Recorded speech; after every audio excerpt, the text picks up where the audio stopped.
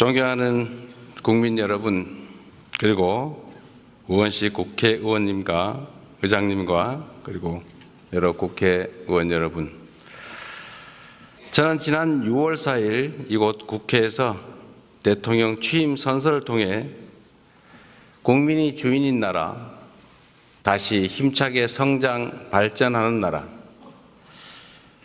모두 함께 잘 사는 문화가 꽃피는 나라, 그리고 안전하고 평화로운 나라를 만들겠다고 약속드렸습니다. 무너진 경제를 회복하고 민생 경제를 살리는 일은 지금 우리가 해결해야 할 가장 시급한 과제입니다. 요즘처럼 저성장이 지속되면 기회의 문이 좁아지고 경쟁과 갈등이 격화되는 악순환에 빠지게 됩니다. 새로운 성장 동력을 만들고 성장의 기회와 결과를 함께 나누는 공정성장의 문을 열어야 양극화와 불평등을 완화하고 모두가 함께 잘 사는 세상으로 나아갈 수 있습니다. 자본시장도 정상화해야 합니다. 자본시장의 투명성과 공정성을 회복하면 경제도 살고 기업도 제대로 성장 발전하는 선순환으로 우리 국민 모두가 바라는 코스피 5000 시대를 열어제칠 수 있습니다. 인공지능, 반도체 등 첨단 기술 산업에 대대적으로 투자하고 재생에너지 중심의 에너지 전환을 조속하게 완료하여 기후위기와 R200에 대응해야 합니다. 바이오 산업과 제조업 혁신, 문화산업 육성에도 힘을 기울여서 세계를 선도하는 대한민국을 만들어야 합니다. 외교에는 색깔이 없습니다. 진보냐 보수냐가 아니라 국익이냐 아니냐가 유일한 선택 기준이 되어야 합니다.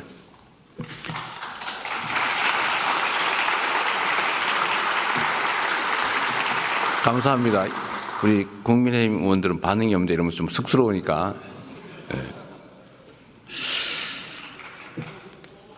국익 중심의 실용 외교로 통상과 공급망 문제를 비롯한 국제 질서 변화에 슬기롭게 대응해야 합니다. 한반도와 한반도의 평화와 안정을 확보하는 일도 더없이 중요한 일입니다. 평화가 밥이고 평화가 곧 경제입니다. 평화가 경제 성장을 이끌어내고 경제가 다시 평화를 강화하는 선순환을 통해 국민의 일상이 흔들리지 않는 나라를 꼭 만들겠습니다.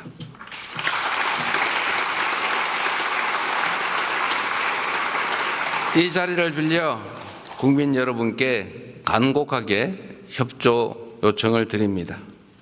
새로운 나라, 진짜 대한민국을 만드는 일은 대통령 혼자 또는 특정한 소수가 할 수 있는 일이 아닙니다. 예측 가능하고 합리적인 사회를 만들기 위해서는 우리 모두가 최소한의 합의를 꼭 지켜야 합니다. 규칙을 어겨서는 이익을 볼 수 없고 규칙을 지켜도 결코 손해보지 않는 그런 공정한 사회를 만드는 일 역시 모두의 협력 없이는 불가능합니다. 공정하게 노력해서 일궈낸 정당한 성공에는 우리 모두가 박수를 보내는 그런 합리적인 사회를 꼭 만들어야겠습니다.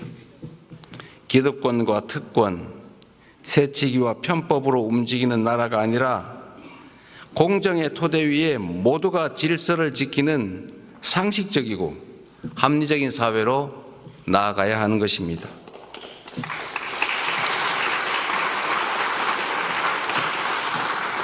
새로운 사회로 변화하는 과정은 고통을 수반하지만 건물을 걷어내야 씨를 뿌릴 수 있습니다. 하나된 힘으로 숱한 국난을 극복해온 위대한 우리 대한 국민들의 저력이라면 어떤 어려움도 능히 이겨낼 수 있다고 확신합니다. 작은 차이를 인정하고 포용하면 새롭게 출발할 수 있습니다. 짧은 기간이지만 이미 많은 것들이 회복되고 정상화되고 있습니다. 이제 한 걸음 더 나아갑시다.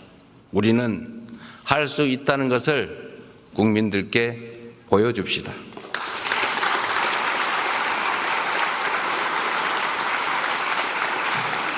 존경하는 국민 여러분, 그리고 더불어민주당, 국민의힘, 조국혁신당을 포함한 국회의원 여러분, 오늘 저는 정부가 추가 경정 예산안을 편성한 이유와 주요 내용을 직접 설명드리고 국회 협조를 구하고자 이 자리에 왔습니다.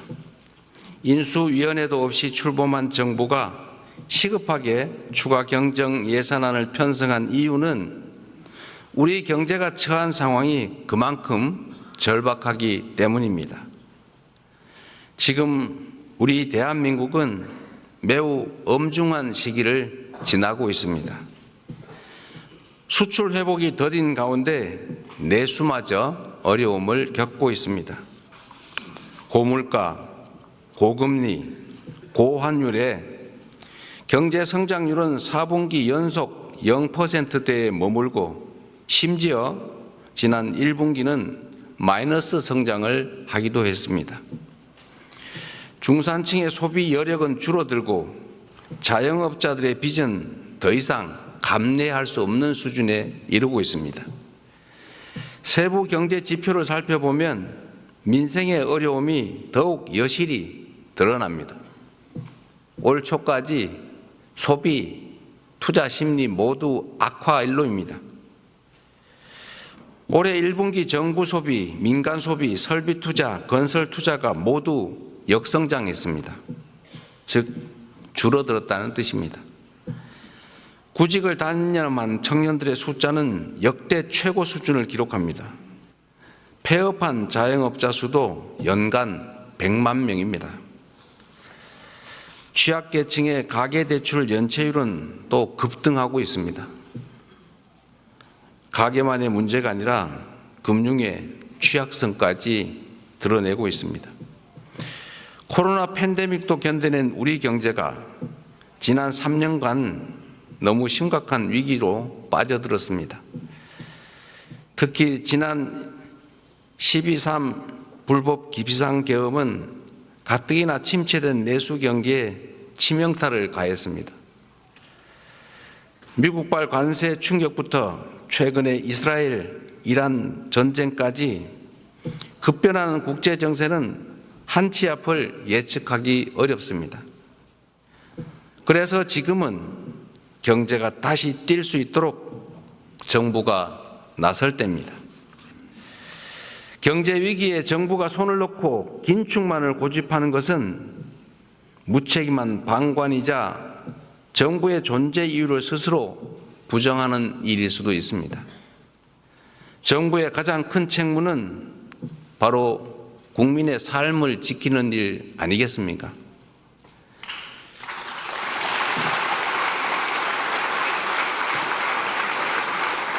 국민의 삶을 지키는 정부, 그리고 위기 앞에 실용으로 답하는 정부라야 합니다. 이념과 구호가 아니라 경제와 민생을 살리는 실천이 바로 새 정부가 나아갈 방향입니다.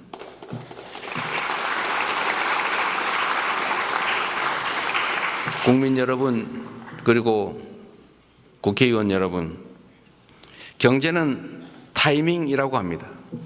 지금이 바로 그 타이밍으로 생각됩니다.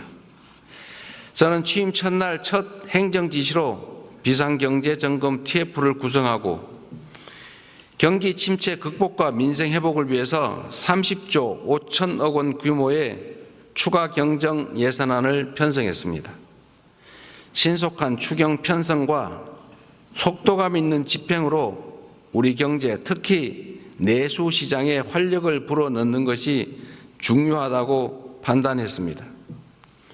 경기 회복의 골든타임을 놓치지 않도록 국회에 적극적인 협조를 부탁드리면서 추가 경정 예산안 세부 내용을 설명드리겠습니다.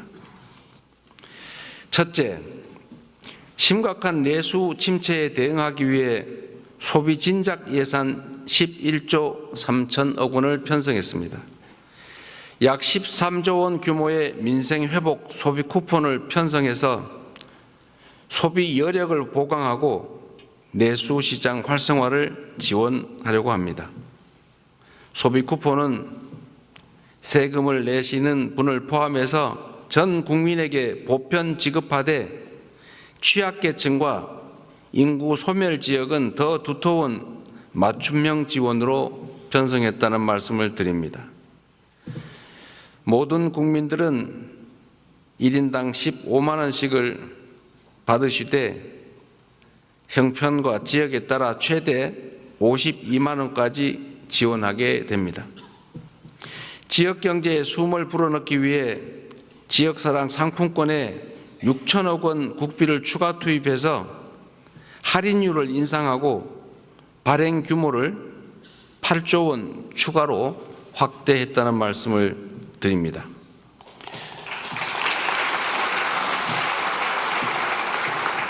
소비 쿠폰과 지역사랑 상품권은 지방을 더 지원한다는 새 정부의 철학에 따라 지방에 더 많은 국비를 편성했다는 말씀을 드립니다.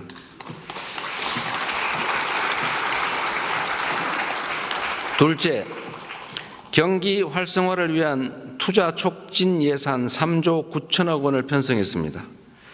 철도, 도로, 항만 등 집행 가능한 SOC에 조기 투자하고 침체된 부동산 PF 시장에 총 5조 4천억 원의 유동성을 공급하는 등 건설 경기를 살리기 위한 예산을 담았습니다.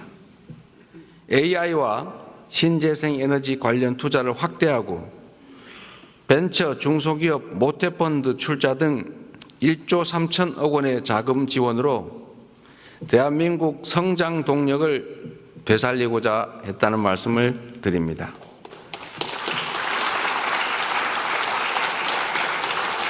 셋째로 소상공인, 취약계층 등을 지원하는 민생안정 예산을 5조 원 담았습니다.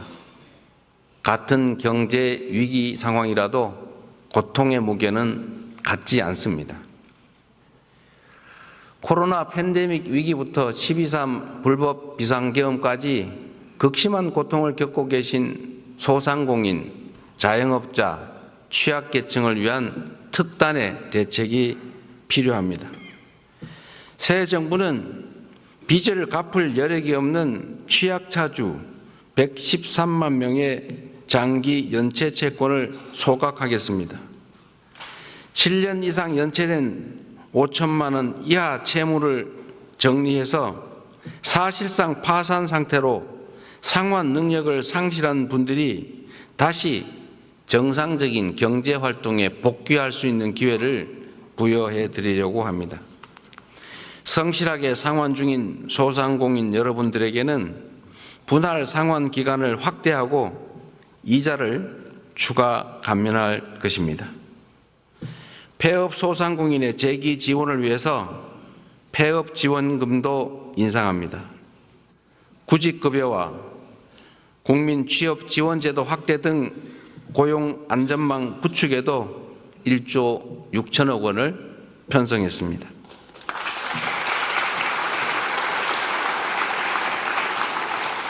넷째, 10조 3천억 원 규모의 세입 경정을 추진해서 재정 정상화의 시작을 알리겠습니다. 이번 추경안에는 세입 경정을 반영했습니다.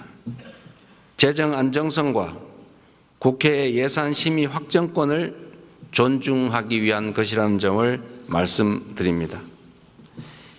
2023년과 24년 이 두 해 동안 도합 80조 원 이상의 세수 결손이 발생했습니다. 그리고 올해도 상당한 수준의 세수 결손이 예측됩니다. 만약 세수 결손을 방치할 경우에 정부는 연말에 예산을 대규모 불용 처리할 수밖에 없게 됩니다. 이렇게 되면 정부가 예산을 계획만큼 지출하지 못할 뿐 아니라 지방 재정 지원도 줄어들게 됩니다. 이는 사실상의 긴축 재정 운용으로 민생과 경기 회복의 걸림돌이 될 수밖에 없습니다. 새 정부는 변칙과 편법이 아닌 투명하고 책임 있는 재정 정책을 펼치려고 합니다. 추경안에 세입 경정을 반영해서 이미 편성한 예산이라 해도 필요한 사업만을 적재적소에 집행하려 하는 것입니다.